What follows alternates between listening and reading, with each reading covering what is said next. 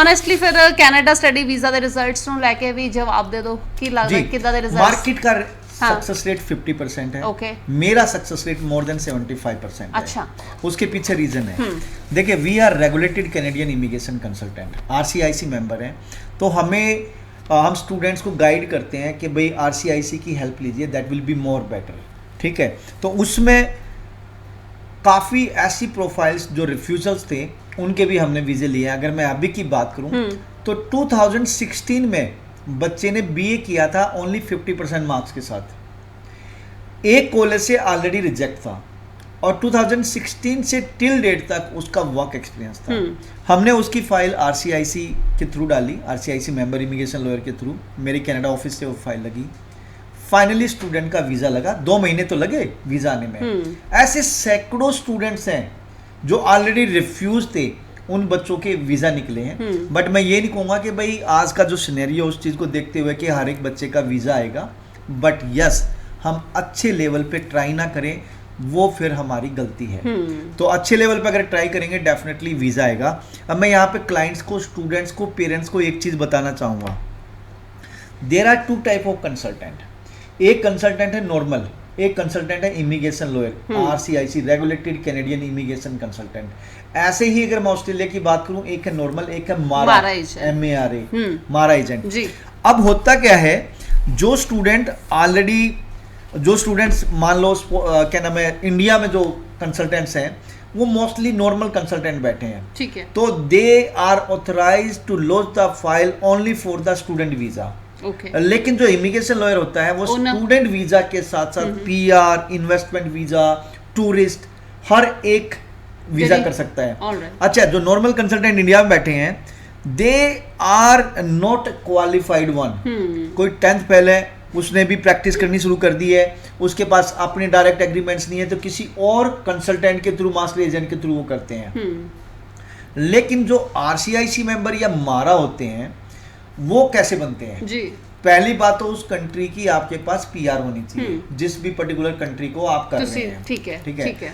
फिर आपको, जैसे हमने 10th की, 12th की, ग्रेजुएशन की, तो हमें पढ़ना पड़ा, थ्योरेटिकल और प्रैक्टिकल, हमने एग्जाम दिया होगा, तब जाके कोई डिप्लोमा या डिग्री अवार्ड हुई होगी। ऐसे ही अगर आप इमिग्रेशन लॉयर बनना चाहते हैं तो आपको वो स्टडी कंप्लीट करनी होगी। ठीक है, जैसे अगर मैं बात करूं तो मिनिमम 1 ईयर की स्टडी है, 1 ईयर की स्टडी के बाद उसको वो डिप्लोमा अवार्ड होगा, जिसमें सिर्फ एंड सिर्फ इमिग्रेशन की स्टडी होगी। ठीक है, इमिग्रेशन की। तो आप इमिग्रेशन की स्टडी कर रहे हो, it means you have deeper knowledge. Then आपको आइल्स क्रैक करनी है 7 बैंड ईच जी। देन जो अवार्डिंग बॉडी है वो अवार्डिंग बॉडी का टेस्ट क्लियर करना है। अगर वो टेस्ट क्लियर करते हो तब जाके आपको लाइसेंस मिलता है प्रैक्टिस करने के लिए। तो this is the difference between immigration lawyer and a local consultant. तो Western Overseas is the immigration lawyer, कह सकते हो हमारे पैनल पे इमिग्रेशन लॉयर हैं। कनाडा की बात करूं तो हमारे पास मिसिसागा में और नोवा स्कोशिया में ऑफिस है, हमारे पैनल में इमिग्रेशन लॉयर हैं। ऐसे ही अगर ऑस्ट्रेलिया की बात करूं तो ऑस्ट्रेलिया में मेलबर्न में मेरा ऑफिस है, तो वहाँ हमारे पैनल में मारा कंसल्टेंट है, मारा एजेंट्स है, मतलब इमिग्रेशन लॉयर है जी। इसके अलावा यूके के लिए we are British Council certified agent. अगर हम बात करें न्यूजीलैंड के लिए तो we are education New Zealand trade agent. ठीक है, तो कहने का मतलब है we are the qualified one. Australia की बात करें तो एरी मेंबर भी हैं, जहाँ हमें मौका मिलता है हाई कमीशन के जो वीजा ऑफिसर्स हैं उनसे मीट करने का। अभी कनाडा में हम कनाडा हाउस गए थे कनाडा के लिए, तो उसमें हमें हाई कमिश्नर से भी हमारी मीट हुई थी, जिसमें सिर्फ सिलेक्टेड 5-6 कंसल्टेंट ही पूरे इंडिया से आए हुए थे। Okay, great. तो कहने का मतलब है, तो ये एक फायदा होता है। तो वेस्टर्न ओवरसीज के पास जो है वो बड़ी स्ट्रॉन्ग टीम है और हम बड़े लीगली और होनेस्टी के साथ प्रैक्टिस करते हैं। तो आप अगर वेस्टर्न ओवरसीज से फाइल लगाते हैं तो हाई पॉसिबिलिटी है कि लीगली और होनेस्टी के साथ और एक अच्छे तरीके से ट्रांसपेरेंसी के साथ फाइल लगेगी, तो पॉसिबिलिटीज हाई बन जाती है जी। चलो, कॉलर भी साडे नाल काफी इंतजार। हेलो हेलो, हाँ जी मैम एक्चुअली मैंने ना फेसबुक पे आपका डाला था B2B के लिए, तो मुझे ये नंबर दिया था, तो मैंने उसके रिगार्डिंग पूछना था B2B के लिए। क्या क्वेश्चन है सर आपका? सवाल पूछो, की पूछना है दसो। मैम B2 स्टडी वीजा के लिए करने हैं तो कैसे आप लोग ज्वाइन करते हो एजेंट्स को आगे?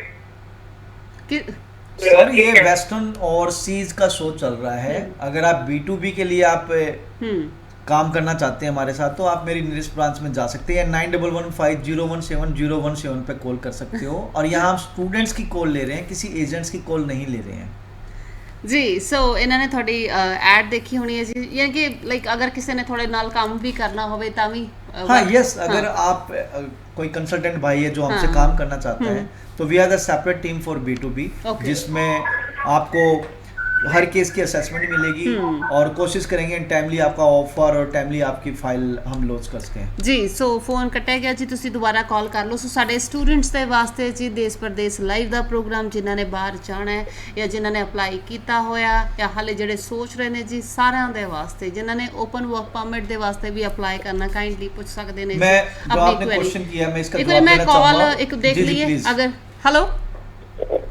हेलो। हाँ जी मैम ये सर ने यही नंबर दिया तो मैं उसी पे कॉल कर रहा था। सर अभी ना एक्चुअली हमारा लाइव शो चल रहा है टीवी के ऊपर, तो आपको थोड़ी देर तक प्लीज। थैंक यू जी, थैंक यू सो मच जी। हाँ जी sir. Open spousal work permit की आपने बात करी हाँ है, जी। ठीक है। तो मैं बताना चाहूँगा कि अगेन जो नॉर्मल कंसल्टेंट है वो ओपन स्पाउसल वर्क परमिट के लिए ऑथराइज नहीं होते। Okay. वो स्टूडेंट के एप्लीकेंट के बिहाफ पे फाइल लगाते हैं। लेकिन एक immigration lawyer open spousal work permit भी अप्लाई कर सकते हैं। मेरे कनाडा ऑफिस से, मेरे ऑस्ट्रेलिया ऑफिस से आप अगर बिलीव करेंगे, अगर आप मेरा फेसबुक पेज देखेंगे, कनाडा वाला, ऑस्ट्रेलिया वाला या इंडिया वाला, यू विल फाइंड डेली कोई ना कोई वीज़ा आ रहा है ओपन स्पाउसल वर्क परमिट का। किसी की PR आ रही है, कोई ओपन स्पाउसल वर्क परमिट आ रहा है, किसी का वीज़ा एक्सटेंड हो रहा है। तो कोई भी स्टूडेंट अगर मैरिड है और आपका पार्टनर ऑलरेडी गया हुआ है या जाने की सोच रहा है तो आपने open spousal work permit apply करना है तो definitely you can take the services of Western Overseas. जी नेक्स्ट कॉलर। Hello hello. हाँ जी हाँ जी मैं वेस्टर्न ओवरसीज तो बोल रहे हैं जी, दसो सर। मैं भाई UK स्टडी वीजा की गल हुई थी मैडम नाल हुणी। UK स्टडी वीज़ा की प्रोफाइल है सर ਤੁਹਾਡੀ? 2019 ਚ ਪਲੱਸ 2 ਕੀਤੀ ਸੀ ਆਰਟਸ ਸਟਰੀਮ ਚ ਜੀ। 2019 ਪਾਸ ਆਊਟ ਹੋ। ਓਕੇ ਹਾਂਜੀ ਤੇ ਆਰਟਸ ਚ 84% ਨੰਬਰ ਆਈ ਮੇਰੇ। 84%। उसके बाद क्या किया सर आपने? 19 ਤੋਂ ਬਾਅਦ ਕੀ ਕਰ ਰਹੇ ਹੋ? 19 ਤੋਂ ਬਾਅਦ ਮੈਂ ਕੈਨੇਡਾ ਦੀ ਫਾਈਲ ਲਾਈ ਸੀ 2022 ਜਨਵਰੀ ਇੰਟੇਕ ਚ, ਉਸ ਮੇਰੀ ਰਿਫਿਊਜ਼ਲ ਆ ਗਈ ਸੀ। ਅੱਛਾ 22 ਦੇ ਵਿੱਚ ਇਹਨਾਂ ਦੀ ਰਿਫਿਊਜ਼ਲ ਆਈ ਹੈ ਜੀ ਕੈਨੇਡਾ। देखिए UK 2019 ਦਸੰਬਰ 21 ਦਸੰਬਰ ਮਤਲਬ ਦਸੰਬਰ 21 ਚ ਆ ਗਈ ਸੀ ਰਿਫਿਊਜ਼ਲ ਹੀ। ਤੇ ਉਸ ਤੋਂ ਬਾਅਦ ਹੀ ਫਿਰ ਫਿਲਹਾਲ ਮੈਂ ਕੰਮ ਕਰ ਰਹੇ ਹਾਂ। ਤੁਸੀਂ ਆਇਲਸ ਕੀਤੀ ਹੋਈ ਹੈ ਇਹਦਾ ਮਤਲਬ? ਹਾਂਜੀ ਆਇਲਸ ਕੀਤੀ ਹੋਈ ਹੈ ਜੀ ਮੇਰੇ ਓਵਰਆਲ 6 ਨੇ ਜੀ, ਰਾਈਟਿੰਗ ਚ 5.5 ਨੇ, ਸਪੀਕਿੰਗ ਚ 7 ਨੇ ਤੇ ਬਾਕੀ ਦਾ ਮੋਡਿਊਲਾਂ ਚ 6 ਨੇ। ठीक है ओके ओके। ਹਾਂਜੀ चलिए UK मैं ऐसे क्लाइंट्स को, ऐसे स्टूडेंट्स को हमेशा बोलना चाहूँगा कि अपना लाइफ स्पॉइल ना करें। 2019 2023 आने वाला है, 3 साल प्लस हो गए हैं, 33 प्लस ईयर हो चुके हैं, अब तक इसकी बैचलर हो चुकी थी। बिल्कुल आराम नाल। तो आपकी उस टाइम तो कोविड भी नहीं था। हाँ जदों कोविड भी नहीं था, 2020 मार्च में आया ना। हाँ जी। तो इन्होंने तो अपने पैर पे कुल्हाड़ी मार रखी है। भाई साहब मैं हकीकत में बताऊं तो आपके चांसेस बहुत कम है, क्योंकि यूनिवर्सिटी आपसे पूछेगी कि आपने किया क्या है, तो आपने कुछ किया ही नहीं। 2019 के बाद 2019 के बाद आपने कुछ भी नहीं किया है, तो आप UK हाई कमीशन को कैसे जस्टिफाई करोगे? उससे पहले यूनिवर्सिटी को कैसे सेटिस्फाई करोगे? 2020 पास आउट भी होते तो हम आपको एक्सेप्ट कर सकते थे, लेकिन 2019 पास आउट है। अगर आपके पास एविडेंस है कि भी आपने कुछ न कुछ एक्टिविटी की है या आपने कोई डिप्लोमा किया है या कोई आपने आगे यहाँ पे बैचलर कर रहे हैं, तो definitely you can take the services of Western Overseas, मेरे ऑफिस में आ सकते हैं। अदरवाइज अगर 2019 के बाद आपने कुछ नहीं किया तो लेस पॉसिबिलिटीज है। ਜੀ ਸੋ ਇਹ UK ਦੀ ਅਸੀਂ ਗੱਲ ਕੀਤੀ ਜੀ। ਸਾਡੇ ਜਿੰਨੇ ਵੀ ਦਰਸ਼ਕ ਹੈ ਸਾਨੂੰ ਇਸ ਵੇਲੇ ਦੇਖ ਰਹੇ ਨੇ ਜੀ, ਲਾਈਵ ਗੱਲਬਾਤ ਕਰਨ ਦਾ ਮੌਕਾ ਤੁਹਾਨੂੰ ਦੇ ਰਹੇ ਮਿਸਟਰ ਪ੍ਰਦੀਪ ਬਾਲਨ, ਜੋ ਕਿ ਬਹੁਤ ਜਲਦੀ ਤੁਹਾਡੇ ਆਪਣੇ ਆਪਣੇ ਸ਼ਹਿਰ ਦੇ ਵਿੱਚ ਆ ਰਹੇ ਨੇ, ਜਿਨ੍ਹਾਂ ਦੇ ਨਾਲ ਮੁਲਾਕਾਤ ਕਰਨੀ ਹੈ। ਹਾਲਾਂਕਿ ਆਇਲਸ ਦਾ ਰਿयलिटी टेस्ट भी जी जी जी मैं बताना चाहूँगा आज चंडीगढ़ में हमारा रियलिटी टेस्ट चल रहा है। ओके इसके अलावा 27 अगस्त को बठिंडा होटल गोल्ड स्टार में होने जा रहे हैं आइल्स रियलिटी टेस्ट, और 30 अगस्त को अमृतसर होटल हम्बल ऊना में होने जा रहा है। 3 सितंबर को पटियाला होटल बालसन में होने जा रहा है आइल्स रियलिटी टेस्ट। 10 सितंबर को रोहतक होटल रिवोली में होने जा रहा है, और 13 सितंबर को खन्ना होटल ग्रीनलैंड में ये आइल्स रियलिटी टेस्ट होने जा रहा है। एंड 17 सितंबर Kurukshetra hotel mid town reality test होगा। रियलिटी टेस्ट देना क्यों चाहिए? देखिए, हम एक नॉन इंग्लिश कंट्री में रह रहे हैं, इंग्लिश कंट्री में जाना है तो एक टेस्ट है, language test, that is IELTS, PTE और टफल, वो आपको करना पड़ेगा। तो अगर आप अपना टाइम रहते एडमिशन लेना चाहते हैं, टाइम रहते आप अपनी फाइल लॉन्च करना चाहते हैं, तो मैं हर एक स्टूडेंट को, चाहे वो वेस्टर्न ओवरसीज में पढ़ रहा है या किसी और इंस्टीट्यूट में पढ़ रहा है या फिर आइल्स या पीटी करने की सोच रहा है, उन सभी से रिक्वेस्ट करूंगा कि आइल्स रियलिटी टेस्ट जरूर दें। ये सेम वर्जन है जो फाइनल एग्जाम का होता है, ठीक है। तो इसमें आप पार्टिसिपेट करेंगे, फियर, फोबिया, एंजाइटी, नर्वसनेस खत्म हो जाएगी। साथ साथ में आपको एक्चुअल असेसमेंट मिल जाएगी, आप कहाँ पे खड़े हैं, कितना आपको और इम्प्रूवमेंट की जरूरत है, आपको अभी एग्जाम देना चाहिए या नहीं देना चाहिए। Same pattern, same methodology, same marks, checking marks, ठीक है, चेकिंग का प्रोसेस है, सेम टाइप के इन्विजिलेटर, सेम टाइप के रिसोर्सेज, हर चीज वही है जो फाइनल एग्जाम में होती है। और उसी तरीके से हम listening, reading, writing, speaking, venue book करते हैं, वेन्यू में रियलिटी टेस्ट हो रहा है, और उसके अलावा उसी वेन्यू में हम रूम बुक करते हैं जिसमें बच्चे की 1-to-1 स्पीकिंग होती है। ठीक है। तो ये हर एक बच्चे को देना चाहिए। 15,500 रुपये खराब मत करिए फाइनल एग्जाम के, ठीक है। अगर आपने पेपर दिया, आपका स्कोर नहीं आया, तो फिर 13 दिन तो आपने पहले वेट करना पड़ा, क्योंकि रिजल्ट्स, एग्जाम देने के बाद रिजल्ट्स में टाइम लगता है। फिर अगर बच्चे का मार्क्स नहीं आए तो बच्चा दोबारा एग्जाम देगा, उसके लिए फिर प्रिपरेशन करेगा, फिर दोबारा एग्जाम देगा, फिर उसका रिजल्ट आएगा, तब तक तो उसका इनटेक निकल चुका होगा।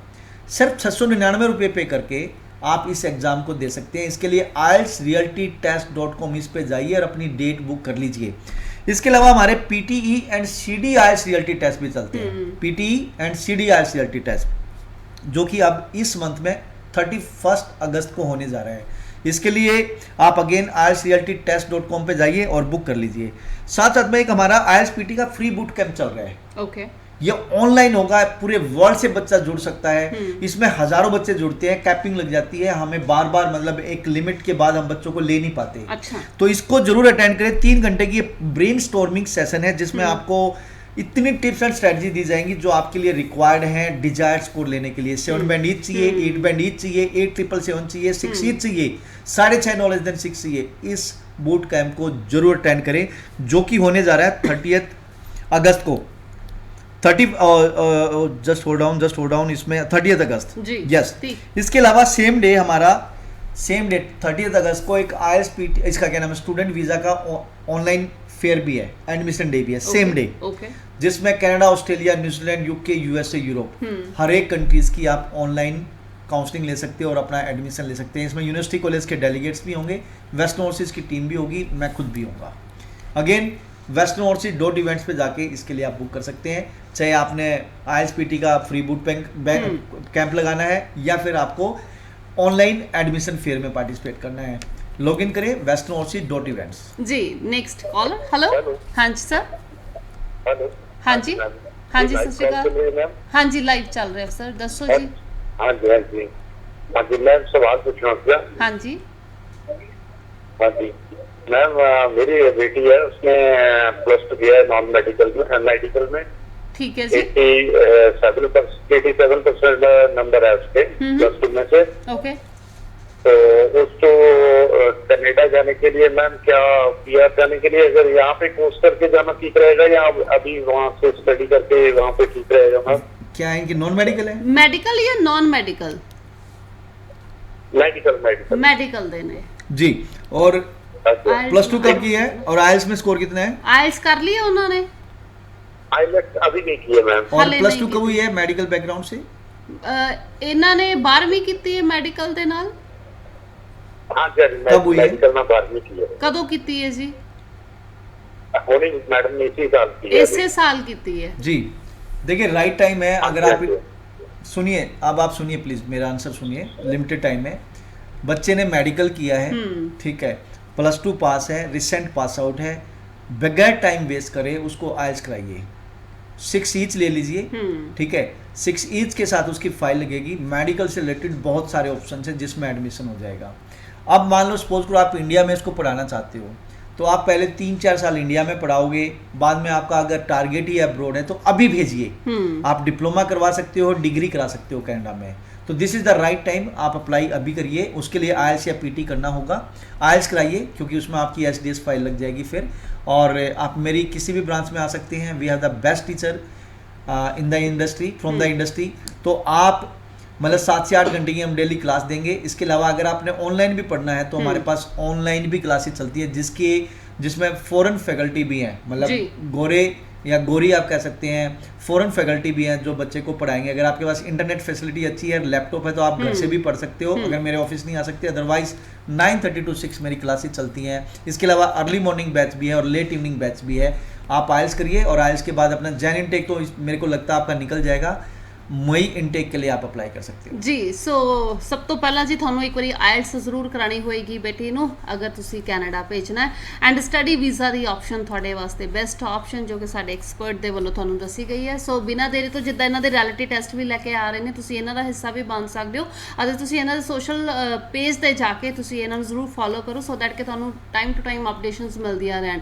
ਤੁਸੀਂ ਸਰ ਨਾਲ ਮੁਲਾਕਾਤ ਵੀ ਕਰ ਸਕਦੇ ਹੋ ਜੀ ਇਹਨਾਂ ਦੇ ਆਫਿਸ ਜਦ ਤੁਸੀਂ ਵਿਜ਼ਿਟ ਕਰੋਗੇ। ਸੋ ਬਹੁਤ ਬਹੁਤ ਸ਼ੁਕਰੀਆ, thank you so much sir आने वास्ते जी। Thank you. और रिक्वेस्ट है सभी से, अगर आप भी अब्रॉड जाना चाहते हो, this is the right time. मैं ये नहीं कहता वेस्टर्न ओवरसीज में ही आओ, बट एक कंसल्टेंट अच्छा होना चाहिए। आइल्स और पीटी टाइमली कंप्लीट करो और एक अच्छे कंसल्टेंट को चूज करें, क्योंकि प्रोफेशनल कंसल्टेंट, एक ईमानदार कंसल्टेंट जिसके डायरेक्ट टाइप से जो आपके करियर की बात करता हो जी, वही आपका वीजा लगवा सकता है। किसी फेक के चक्कर में ना आए प्लीज जी। बहुत बहुत शुक्रिया। सो इसे इजाजत, धन्यवाद।